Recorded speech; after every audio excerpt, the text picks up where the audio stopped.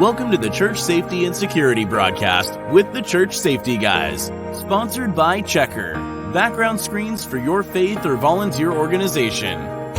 The Church Safety Guys is a nonprofit organization. Our mission is to inspire, influence, and impact church safety and security teams.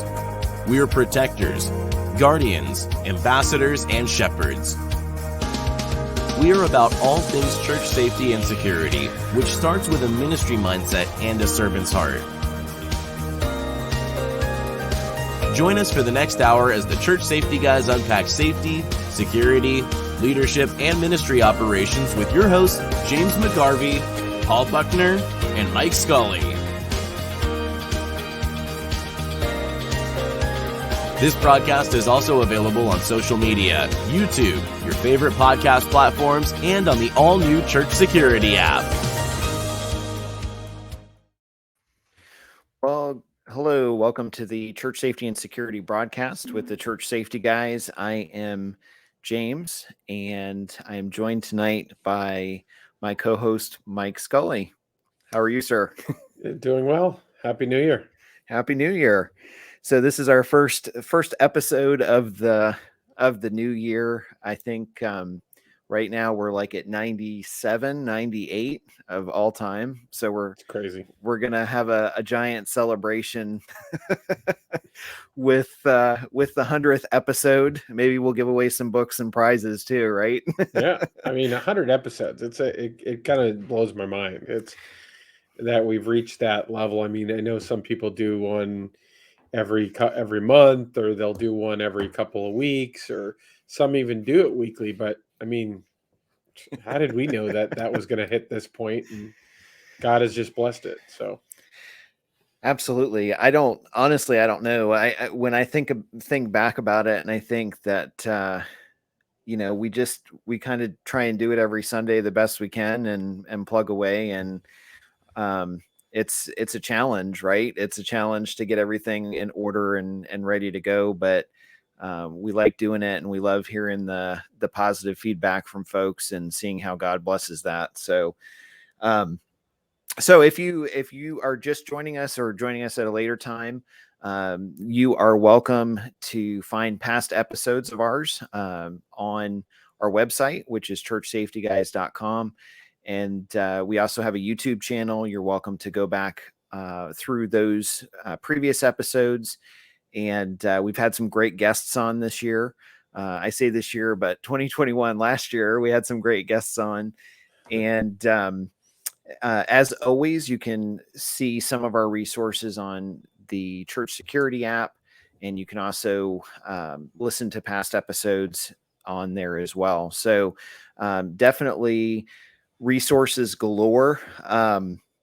One thing I do want to throw out and mention real quick for conferences and training while I'm thinking about it before we get rolling, February 26th, if you're up in the Michigan area, and this is just outside of Grand Rapids, I told the organizer that we'd mention it tonight, but Berry County Sheriff's Office is actually doing a one-day church safety conference, and I've reached out to a few of the churches in Michigan to kind of give them a heads up about that. But you can visit our website if you go to churchsafetyguys.com, and then there's a new link at the top of the page that says conferences and training.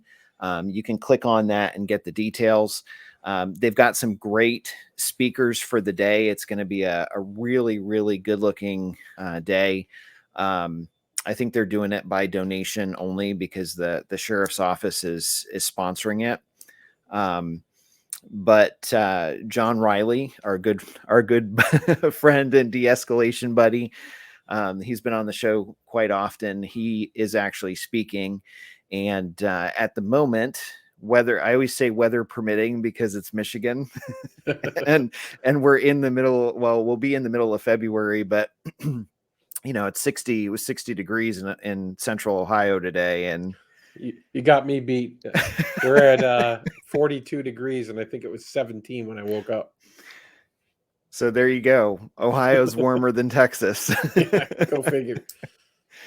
But anyhow, it's I will be there. I should be there, and the sheriff's office has graciously allowed us to put a resource table up.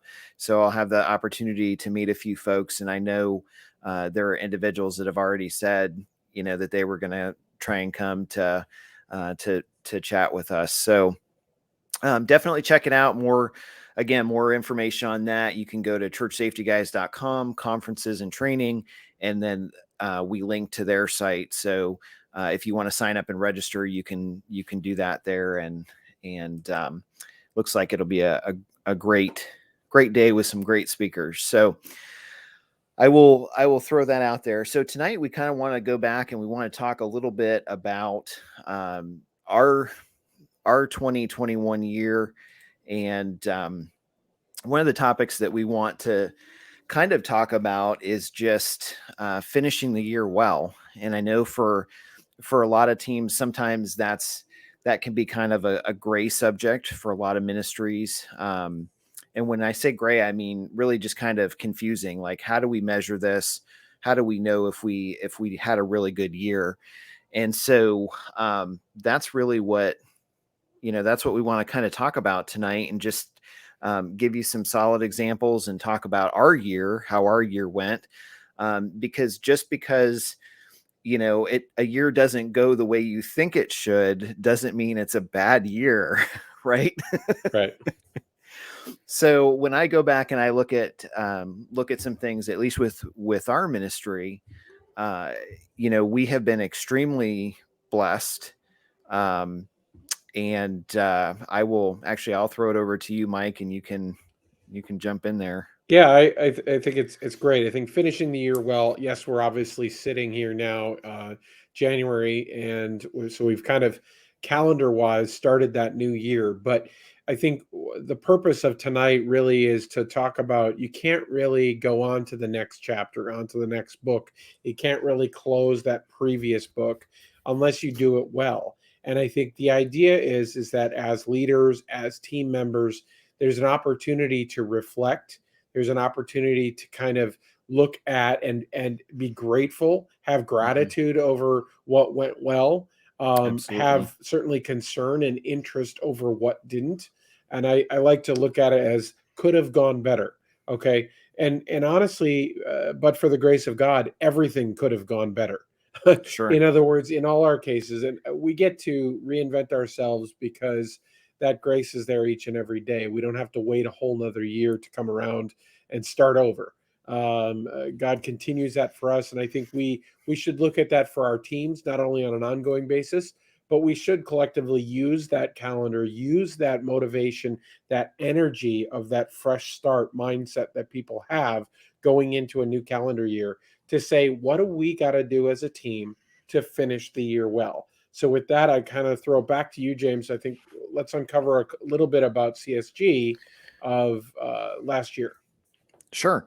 So last year, I would say, despite, and I know, if you look on social media, a lot of times people are just like ravaging 2021. It was a horrible year. We went through a lot. COVID was definitely an impact in a lot of churches. We saw that around the world, really. But what's interesting is that our ministry, for the sake of helping and serving churches, really has almost increased 50%, I would say. The podcast platforms have increased. Last year, we actually had over 3,000 total plays from January to, and actually it would have been a little more because that's January to the beginning of December is when we usually cut it off for statistic reasons. But 40% of our listeners are within the age of 45 to 60. 95, and this is what really got me, 95% of our listeners are in the US.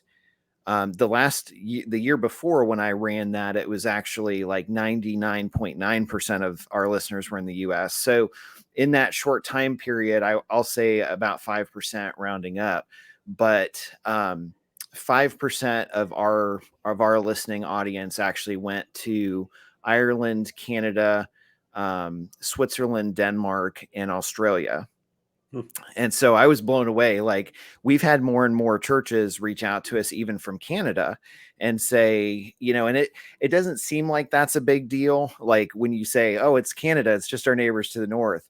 But when we start thinking about it, we've been able to gracefully impact churches around the world. That was not like when we first started with Church Safety Guys, CSG.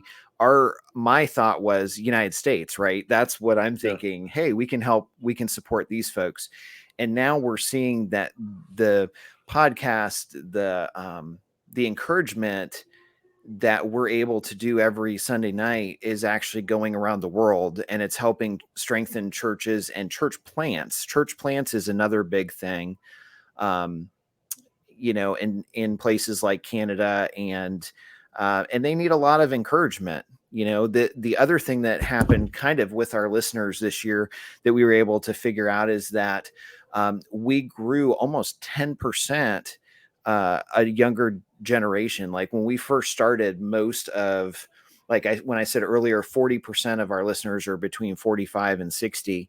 The reality is that last year, that was almost 80% of our listeners. Now, when I look at it, I see that almost probably 35%, if not the 40 to 50% is from 20 to 45. So we're starting to see, and that's encouraging to me. Now, why does that impact? Why does that make sense? Well, the reality is that tells me that younger churches, younger generations, younger demographics are concerned about church safety, right?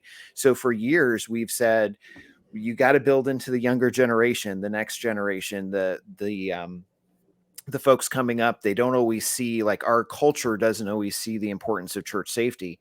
But the reality is, our numbers statistically showing who listens to our content and our podcasts and our broadcasts, and who we interact with, that tells different. That tells the story that all ages now are concerned about church safety. Now, is it 100% in every category?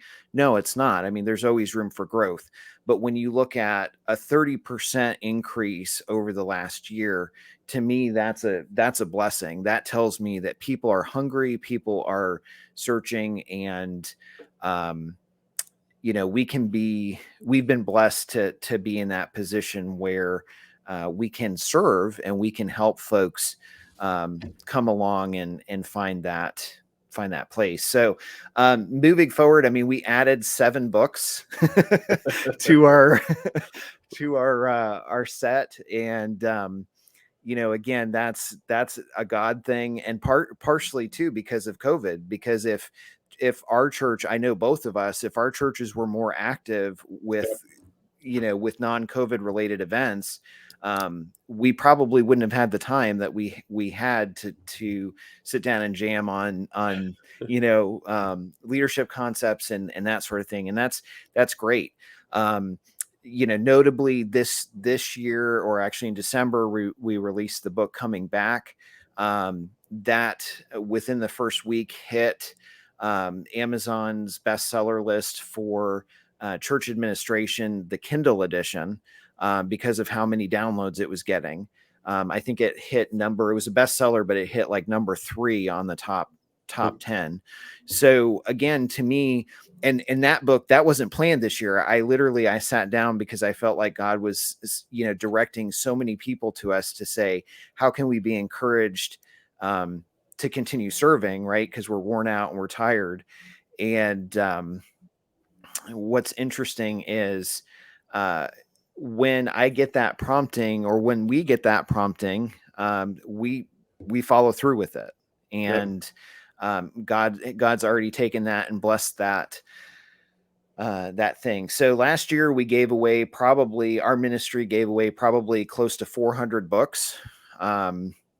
We sold quite a few more of that. And again, anytime we sell a resource, that goes 100% back into our operating costs, or basically, if someone reaches out to us and says, "Hey, I'm struggling with this," we'll send them that resource. We never charge for postage. And thankfully, we've had several individuals as well as churches throughout the year regularly start reaching out to us and saying, "Look, we know you guys do this. We want to bless somebody else. Here's, $20, here's $50. Please put this to helping other churches." And so that's been a blessing too. Other partnerships that we've established with, vendors and different things, we've actually been able to go back and we helped physically. We actually helped 6 churches this year with equipment. We were able to get them trauma gear, radios, resources that were crucial because they didn't have what they needed.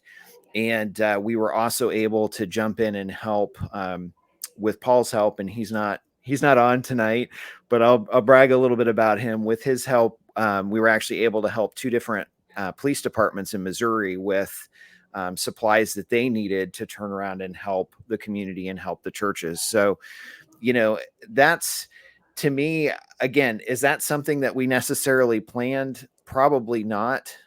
We do what we do, and we follow God's calling with the ministry, and that's what we have to work with, and God takes it and multiplies it and continues to bless, and the lights stay on. That's what I always say, right? So as long as they're on, we'll continue to do what we do. So 2 other things I'll just throw out real quick. I mean, we launched in March, I think it was March or April last year, we launched the church security app. It seems like it's been a lot longer than that. That it has. But that is an absolutely free resource. We do have expenses with that, but we cover that in-house so that you guys don't have to. But there's pieces from the devotionals there. So if you do devotions with your team, you can log in, you can register, and all of that's free. There's resources to starting your team, policy suggestions, everything that we used to have on for a file or document, everything we used to have in the Facebook group, we actually moved on to the app. And the reason for that was so that just more people could access it. But beyond that, again, and with that app, right now, I think we cleared 600 downloads, which is, to me, it's amazing in a year's time frame. Number 1 place that downloaded was US. Number 2 place was actually Canada. So there's, again, the ministry is really just growing north with folks looking for resources. And then finally, the big, probably one of the largest things, my pride and joy is definitely the college program and working with Centurion on that. And, we've really, this year, it has grown. Like, we've had additional folks ask for information. We've had folks reach out to us, students start to enroll and start that process. So essentially what that is it is something that we created and we facilitate with Centurion Bible College. Centurion is run by Dr. Brady Stevens, who's a great friend of mine. And he is in Vienna, West Virginia. And so with that, he and I kind of sat down and we put together this program. Now, the first 9 classes is actually a certificate of completion from the college.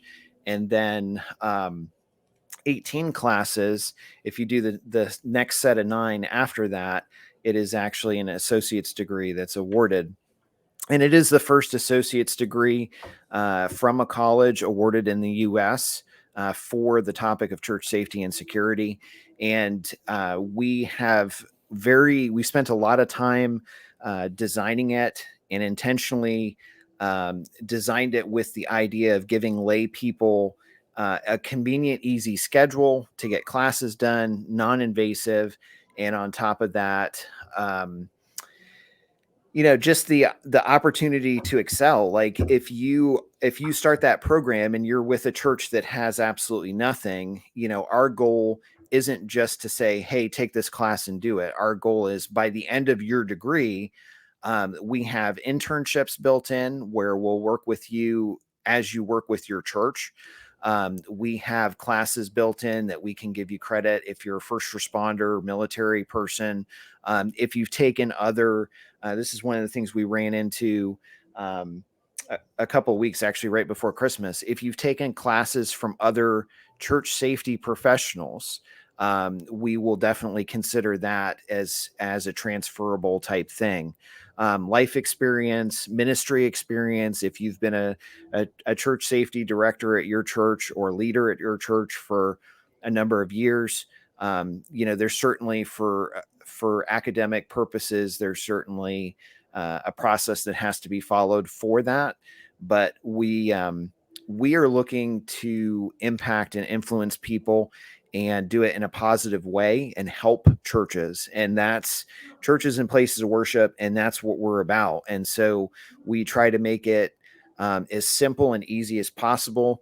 For the caliber, the cost, you will not find a college program that's less expensive and has the value that it has. Well, it's the only college program of its sort that's out there. I mean, Yeah, we've certainly seen some security shops set up something that they call a certification or a certificate, which, okay, anybody can print a certificate, but I think it's not necessarily a full-fledged college program. And I think that's sure. the difference, is that we want to drive professionalism into this arena, this ministry, if you will, this area, and it's more than just people who have said, "Hey, here I am, send me."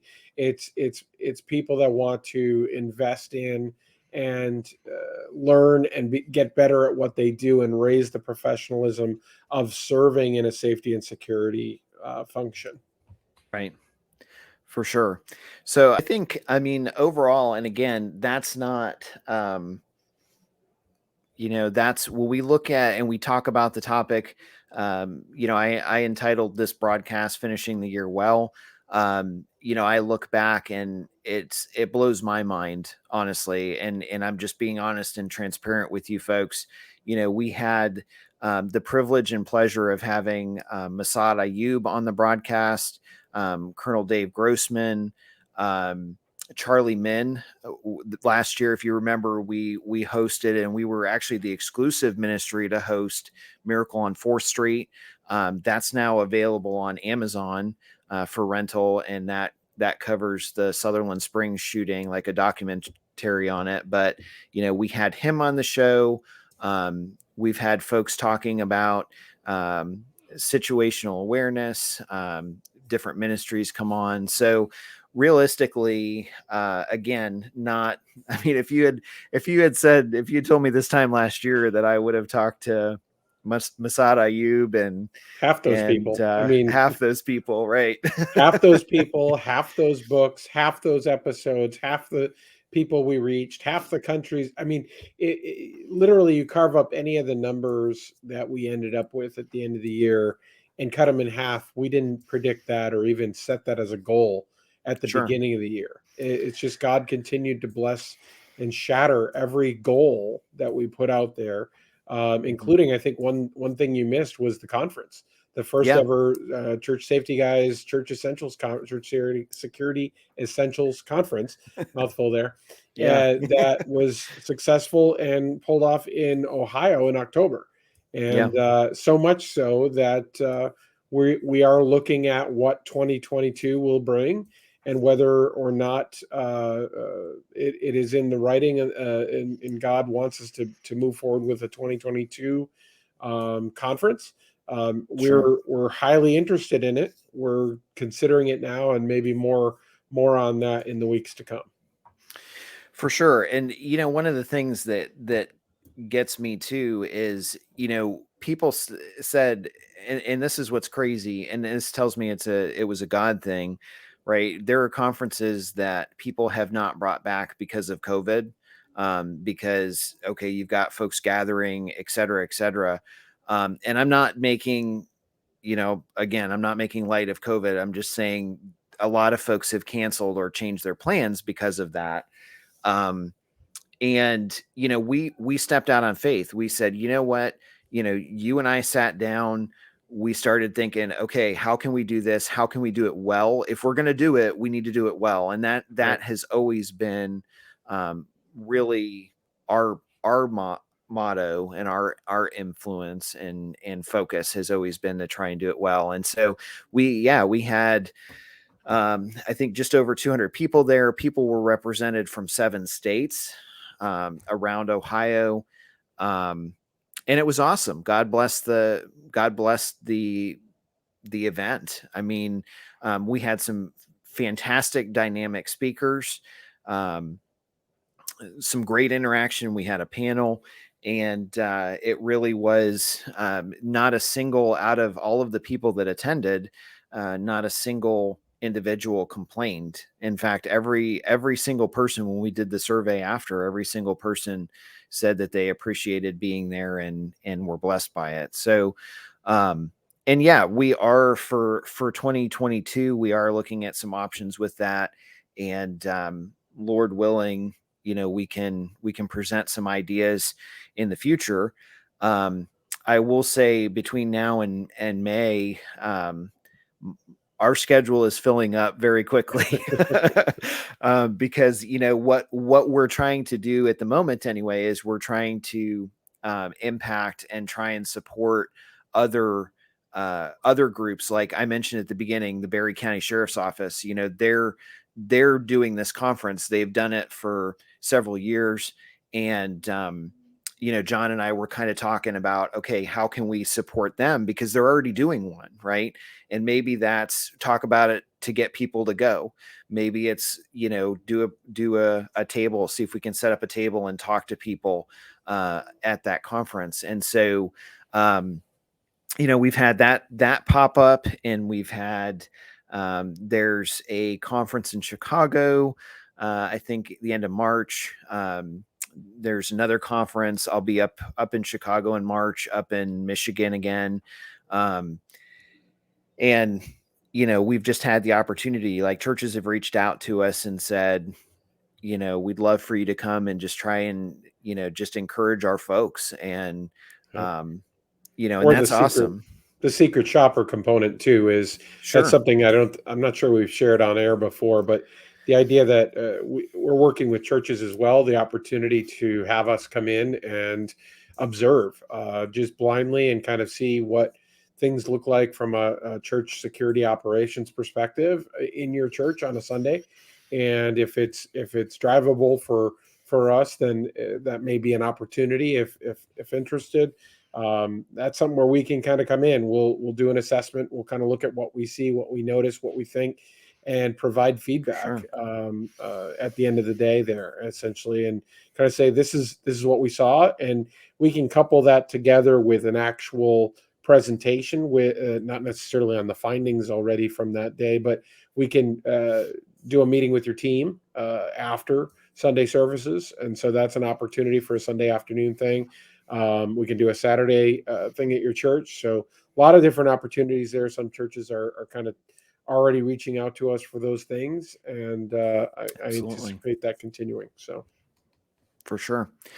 So at that, without further eloquence, we'll go ahead and take a break and because it's a good place to do that. And then when we come back, we'll talk a little bit more about 2022 and some things that you can do with your team wrapping up the year to finish the year well. So don't go anywhere. We'll be right back. Nobody thinks it will happen to them.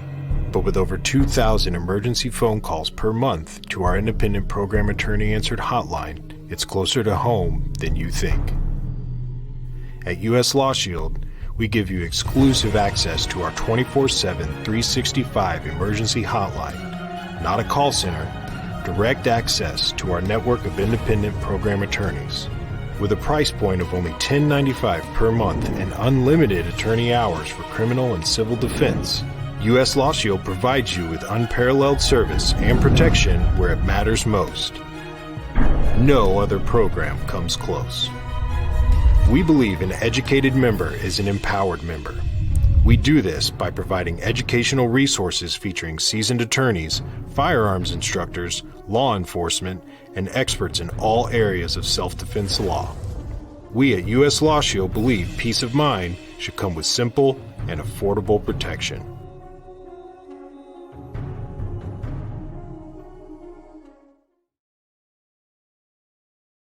With over 50 years of experience with religious and nonprofit organizations, Thomas Alexander Insurance and Associates understands that your congregation is different from a traditional business.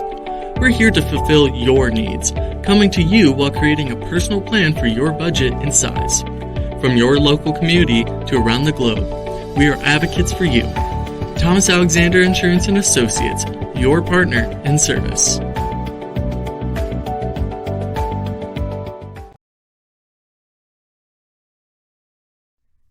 When you let Checker take care of background checks, you get more time to focus on your ministry. Over 8,000 churches and faith-based communities across the United States use Checker. Checker lets you quickly and easily screen new volunteers, so you'll spend less time on paperwork and administrative tasks. Our fast, accurate background checks reduce turnaround time per applicant by 72% on average. Checker partners with church management systems, including Tithely, Planning Center, Rock RMS, PushPay, and Full Method, so it's easy to integrate into systems you're already using. Trust Checker for faster, easier, more reliable background checks, so you can focus on what brings you all together. To learn more, visit www.checkr.com/church. We all deal with stress on a daily basis. When not properly managed, we can face burnout, mental, physical, and spiritual burnout. It can be detrimental to serving in church safety and security, as well as other ministries, and affect all areas of life. Coming Back brings biblical guidance for such a dilemma. In the book Coming Back, best-selling author James McGarvey takes a biblical-based approach to address and prevent ministry burnout. As you read Coming Back, you will easily relate to James's shared experiences, be inspired by Scripture, and grow through the practical and applicable instruction found in this much-needed book. This encouraging read will affect you and your team in a positive way to continue the path of ministry with an energized and encouraged spirit. Through biblical and practical knowledge and experience, James shows that it is all about coming back to focus on what matters, coming back to the cross.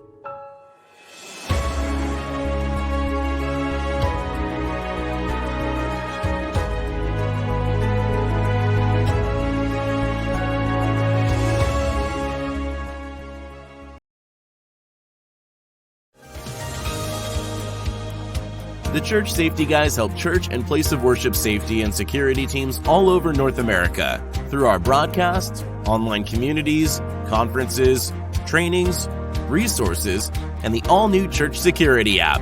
Download it today.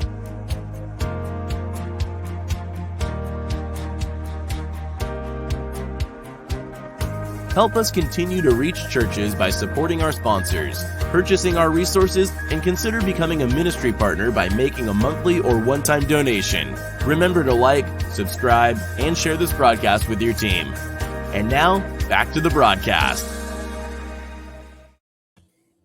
Okay, and we are back. And if you just joined us, welcome to the Church Safety and Security broadcast with the Church Safety Guys. And if you're joining us at a later time, on our YouTube channel or maybe on the Christian radio broadcast reach that we have, you are welcome to check out our website at churchsafetyguys.com for some great resources. And also we have the Church Security app, and that is available free on the iOS and Google Play stores. And there's just a large amount of information and content on there that can help you and your team grow and get established and Again, that's 100% free, thanks to the generous donations that we have from you folks listening in churches and our broadcast sponsors. So so tonight we'll jump back in it. Today we want to talk about finishing the year well. And one of the things that I always kind of reflect on at the end of the year is, for myself personally, is I always look at one word, and this probably kind of sounds silly. I'm not a big resolutions person, right? Because resolutions are made to be broken. I don't know. That's always been my thought. But I look at one word. I try and look at one word and say, okay, what can I really focus on for 2022? Like, what's the one word that I feel like God wants me to work on and think about and reflect on? And we can't do that. We can't look at the last year. You can't look at the last year and determine if it was a successful year without having goals and objectives and strategy and some kind of metrics to say, hey, this is what we're supposed to do. This is what we did. And so I know a lot of teams, church safety teams and ministries, don't always do it. But this seems like a good time to plug the bookkeeping side of things and record keeping. And it's probably the hardest, honestly, it's probably the hardest thing to do. And I'm guilty of it too. Like, I'll have someone come up to me after an incident happens, and they'll say, hey, do you want me to fill out the report, or do you want to fill out the report? And a lot of times I'm like, yeah, that's right, the report. I'll do it. So, but one of the things that we do, and we did to build credibility when we first started, was to establish a report, because no one knew in our church leadership, no one knew how many times we were responding to things. And so by having a report, we had a paper trail, we had documentation to be able to say, okay, you know what, this is what we respond to. This is how often we respond to this type of situation. And this is the type of situation that we can be better prepared for. And we've learned to handle.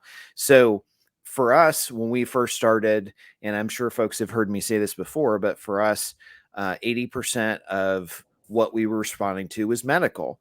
And that prompted us to say, how is our team set this year with medical training? How does everyone look at this year for their own skills? Are their skills capable and up to par with being able to perform? Because 80% of what we do is medical. At that point in time, 20% of everything else was de-escalation, security related, fire, et cetera, et cetera. Now, today, that's changed, right? As we've grown, the team's grown, the church has grown. If I were to pull numbers and do things today, I would probably say that it's far closer to 70% is security related and 30% is medical. But of that 70%, the majority of that is de-escalation situations where we have to respond to something, and we're tasked with the opportunity to de-escalate or try and calm down a situation and offer some authoritative answer, right, to that situation, that problem, or that and solve, basically be problem solvers. So that all being said, you have to have some kind of infrastructure before you can go really at the end of the year and say, okay, this is how well we did. This is what we did. But I know you wanted to talk about the after action report, and that kind of goes back to back with that. So I will throw it over to you, sir. Sure. So I think that's great. And I like to look at the idea of an after action report for the entire year.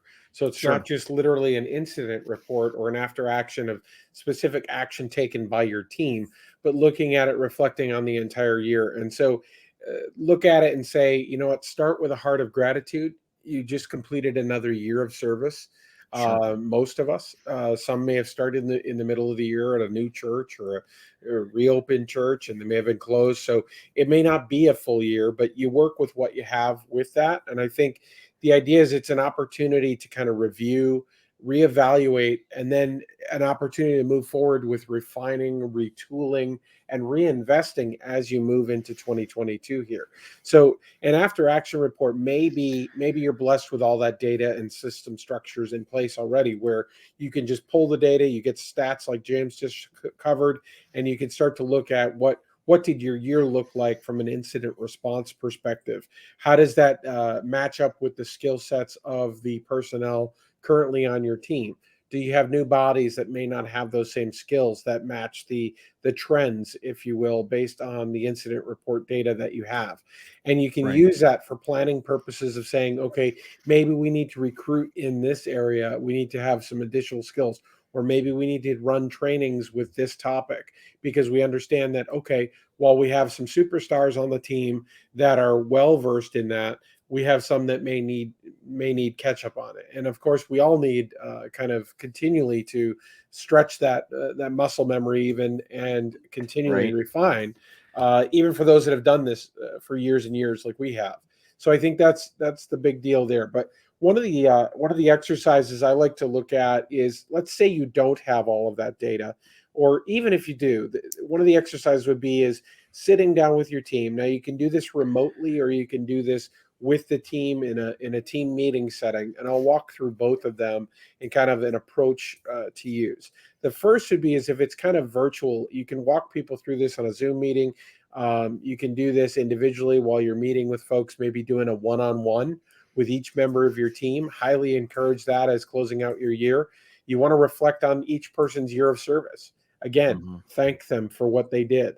Thank them for contributing, being part of the team, but also you want to kind of review, what did they do? Did they show up to all the trainings? Did they miss all of them? Did they miss all the meetings? Have they only just started and they're still getting their feet wet? This is not just a good chance for you to kind of share with them, but it's a good chance to listen and get a lot of feedback from them of what they saw, what they think about the team, and frankly, what they think of you as a leader, and say, okay, how can I improve? I want to hear. I want 360 degrees of response and feedback on me as a leader, so that I can continue to find that one word James mentioned to get better in the next year. What's my focus area? What do I need to look at? But back at the activity. So if you were to all take out a piece of paper and you draw a line right down through the middle of the piece of paper, on the left-hand side, you say, okay, went well. On the right-hand side, you say, what could have gone better? Now you have those two columns on your sheet. That's your year right there.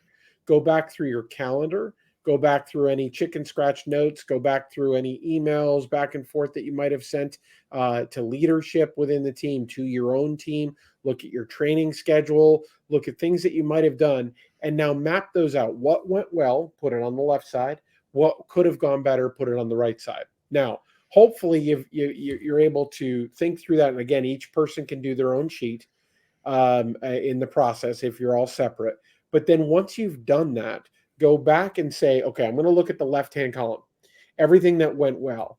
I want to now stack rank those on the basis of what was the best, the absolute best of those, versus the worst of those, even though in what went well. Then do the same thing for the could have gone better column.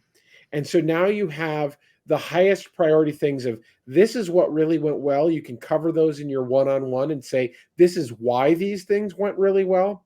But then you can look at what could have gone better and start to unpack what could have gone better. Why is it in this column? Why is it number one in this column of it essentially being the worst? Why do we need to, what do we need to address? And what can we do with training, recruiting, any sort of material that I need to make available? Is there equipment that we're lacking? Was it a leadership gap? Is it something where, you know what, there's an improvement opportunity there? All of that can come from that sheet. Collect those sheets, or collect that the next time you see them, or maybe they take a picture and send it to you with their phone. Take all that data in and look at commonalities and trends across your team. Look for people who had the same thing on different sheets. Look for the ones who didn't have certain things, and why. Were they unaware that that bad thing even occurred? Have you had an opportunity to even kind of say, go over that game tape, if you will, that this what went badly for the team? Have you used it as an opportunity to educate the team entirely? So again, Right. that can help identify gaps of people who missed those either highs or lows in that sense. Now, on the flip side, if you really have the ability to do it together with people in person, get some painter's tape, go up to the wall, put a big line on the wall, and then get a whole bunch of Post-it notes. Everybody can then write different things on what went well, what could have gone better, and go up and put them on the wall. Then you have an opportunity to kind of look, okay, do you have duplicates? Chances are you're going to have duplicates. So now you consolidate those down and you put them on top of each other, each sticking, if they are duplicates. Now the same thing, you go up and look at one column, and now you move that Post-it note to this was the best, this was the worst. And you do that with the team together, and you can really kind of talk through, why is this up here, why on this column versus that column? Why was this the best? Why was this the worst? And again, real life opportunity, live opportunity to kind of talk through those things that you want to look at going into your 2022. But this is a capture of the data. Even if you don't have all the different reports and all the different things, opportunity, yes. But this is a way for you to close your year well and really kind of say, what can we come out of 2021 with as knowledge to say, this is what we want to do more of because it went well. And this is what we need to fix because it could have gone better. And I really like that. And part of the reason that I like it is because it builds with the culture of the ministry of the church. It builds into the ministry the idea of an open door culture. And I know that most of us listening, or most of the folks listening, what's interesting to me is we know we know what an open door policy is. Well, by creating that, what's interesting is you're applying those principles, those ideologies to church safety and security. And the reason that matters, the reason that's important is because you want folks on the team. It's a ministry. You want folks on the team to be able to come to you, and you want to have the cohesion between team members. You want to have the relationship with folks, that it's an active ministry and discipleship, actively discipleship component there. So if you're not looking at that, if you're not giving people the opportunity to say, this is what I think went well, this is what I think didn't go well, and you might have to guide some of that, as if you're doing it as a group activity, if you're writing down a Post-it note, right? I hate my leader. We'll start getting emails on that one. But I honestly, I don't think I'm making jokes, but honestly, it opens your eyes to things that you, as a leader, if you're trying to set up success for the next season, you don't want to get blindsided by things that were so small and so minuscule that maybe if somebody had mentioned it sooner, you could have worked on it and you could have adjusted it or tweaked it, and how you interact with other people or whatever the case is. And I'm not saying there's a specific thing that you would necessarily need to work on, but I'm just saying in general, what I find interesting is a lot of times we're so focused as leaders on all of the activities and everything that's going on at once, that when we take a step back and we ask our team, and we ask them with an open mind of not getting upset at them or being mad that they said, hey, this is something I think we can improve. If we embrace that perspective, then in the long run, one, you listened to your team, right? Two, you valued their opinion because you're building into them. That's discipleship. You're engaging with them because they feel like they have the opportunity to contribute. Okay. And then three, you have the opportunity to improve things and make things better. And who doesn't, honestly, who doesn't want to make their team better? And if it's just a simple thing like asking someone, hey, how do you think this year went? Sometimes we can overlook it and not consider it, but at the end of the day, it can be a very helpful tool. So I'll throw it back over to you. Yeah, I think one other thought came to mind is that after you kind of unpacked some of the different elements of what's on each column, the opportunity there is everybody had especially if you're doing this live, is everybody had a feeling or an emotion that drove that desire to put it on the went well, or put it on For the sure. went poorly. So tap that emotion. In other words, understand what was that emotional high, that was the what reason went well, what was that low that they felt, that kind of gut punch some of us will feel at times when there was an opportunity to do something better. Understand those motivations, have those conversations, talk about that motivation. Why did you put it here? Well, those feelings are important to unpack, because the feelings are the outcome of doing something well or doing something poorly. And so you want to say, hey, you want that kind of that carrot. We all have that kind of reward mindset sometimes, where, hey, you got that treat when you did something well when you were a kid. You got the sticker on your book.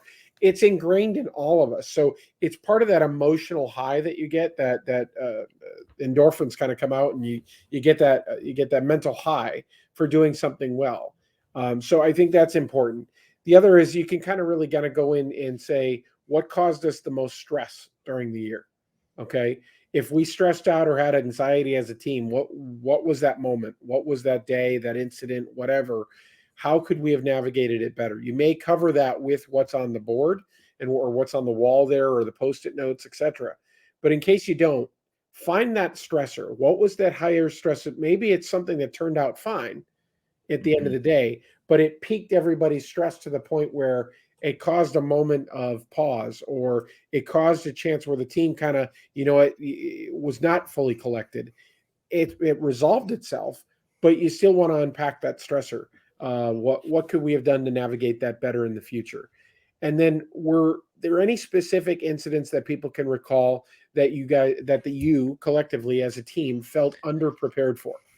In other words, did you Right. run into a specific incident, and yes, it went well, nobody died, you took care of business essentially, but was there something that you felt underprepared for? Was it something that you were tepid at as you responded, or somebody else on the team? If so, why? Figure out what that Yeah. was. There's your candidate for your first training of 2022.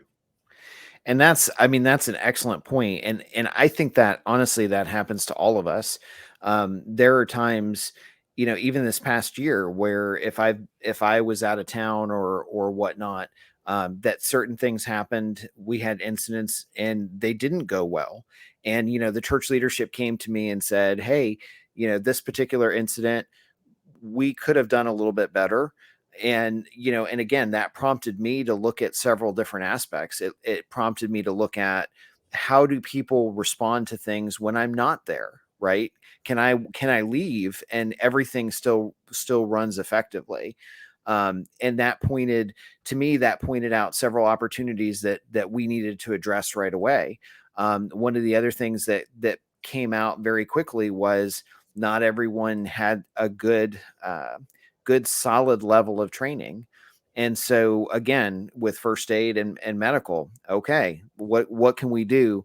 That was the biggest question when I went to those individuals and I said, okay, how do you think it went? And their response was, well, I don't think it went well because I don't feel comfortable with, the trauma bag. I don't feel comfortable with my skill set. Okay, guess what? That's stuff that we can work on. That's stuff we can fix. We can get you comfortable.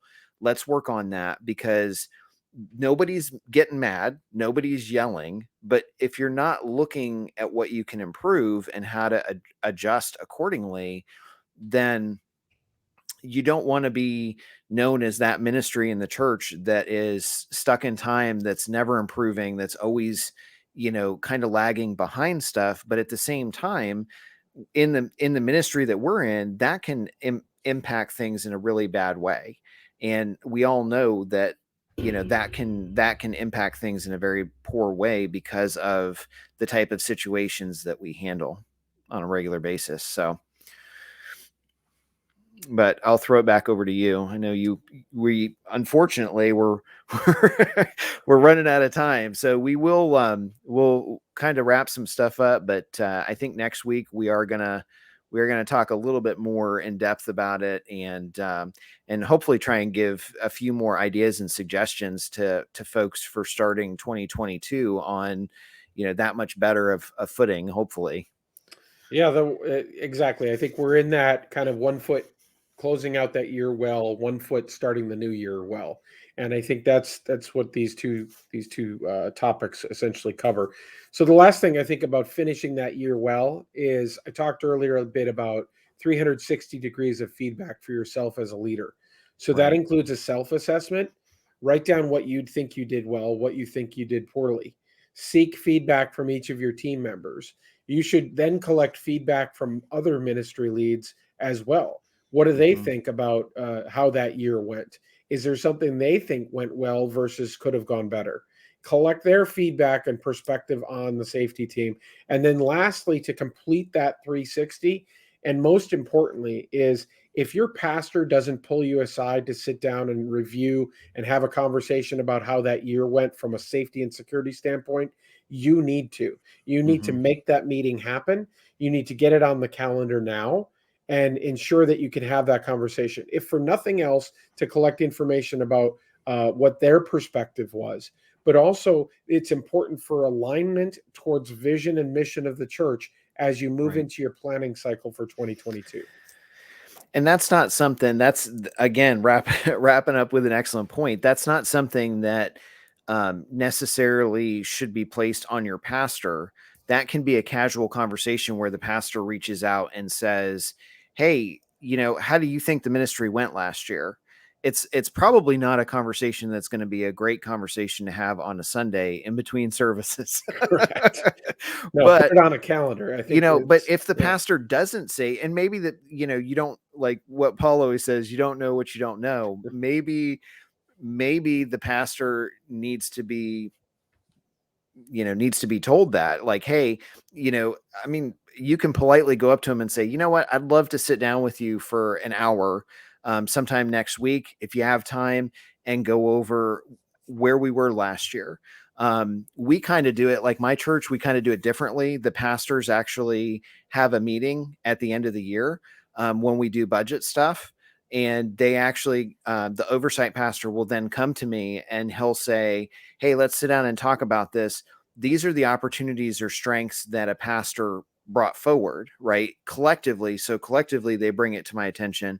And then a lot of times I can go back and I'll meet with them individually if I'm not understanding a perspective or point. But they're all mostly on the same page. So I'm okay with that. So when the oversight pastor brings it to my attention, a lot of times, or often, I will say, okay, that makes sense. This year, I think, I'm just being honest and transparent with everybody. This year, I think their biggest concern was the amount that we were using our cell phones.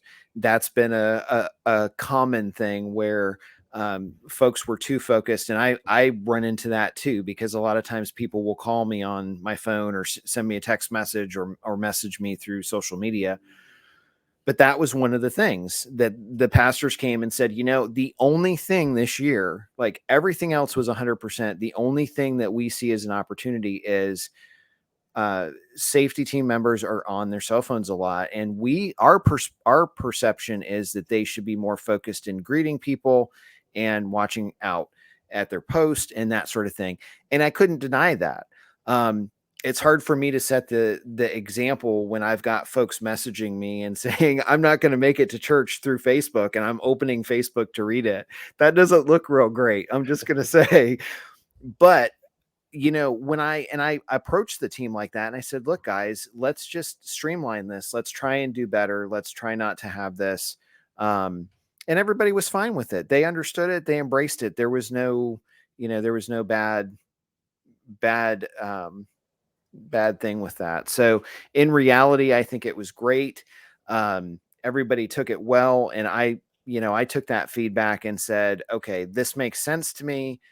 You know what? If the worst thing this year that we handled poorly as an opportunity for us is phones phone related, guess what? That's a check mark. And some of that, to me, too, is to go back to your point of giving people the opportunity. Some of the success of that is how you as a leader communicate that with the folks, right? How you embrace the change, how you express those opportunities. So unfortunately, we will have to talk more about that next week, and we'll bring up the leader and how the leader plays into that role as well, and addressing content and information for your team. So unfortunately, I could go another hour, but unfortunately we're at that mark. So as always, thank you so much for hanging out with us. Again, reach out to us if we can be of any service at any time. You can do that through our website at churchsafetyguys.com. And you can also do that through the Church Security app. And we would love to help you as much as we can, even if it's just a listening ear. So until next time, next week, when I think hopefully all of us will be back, we will talk to you again. Have a great week. Be blessed and stay safe. So have a blessed week, guys. Take care. Thank you for joining the Church Safety and Security broadcast with the Church Safety Guys, sponsored by Checker. We hope that you found it informative, and we appreciate your feedback. Be sure to share our broadcast with your teams. Join the discussion online, and for other great resources, download the Church Security app or visit our website at churchsafetyguys.com. Remember, keep a servant's heart, a mindset of ministry, and Semper Disciplina. Always be training. Have a blessed week.